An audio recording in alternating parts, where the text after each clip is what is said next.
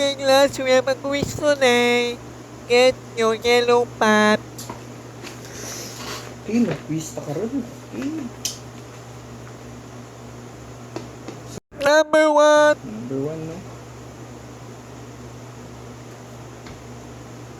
Okay, so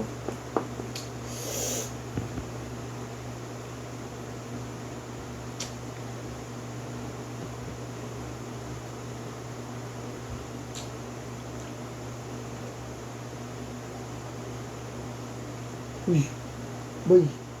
Tagay ko gansa, uy. Oh, gusto di gahapon ba? Sige, magugdula ba? Saon man tan. Ako piya ako, baby. Oh, pasensya na talaga. Pinaghirapan ko kasi ito eh. Masyadong madaya kung ibibigay ko sa yung answer. Pasensya na talaga, Adam, ha. Ginugod, karon nabitaw ni. Haluwi ka, boy. Ah, hindi talaga pwede. Gusto mo bang kumuha ng mataas na grades pero di mo to pinaghirapan sa sarili mo? Alam mo ba yun? Okay, Otto.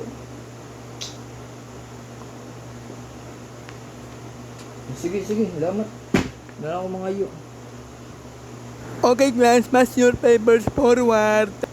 Kimi no Torino. Tiriririri.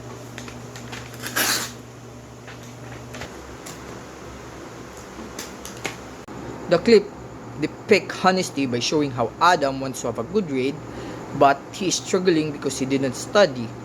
Also, his friend keeps reminding him in a positive way that cheating would be a bad, because good grade while cheating would not be worth it to himself.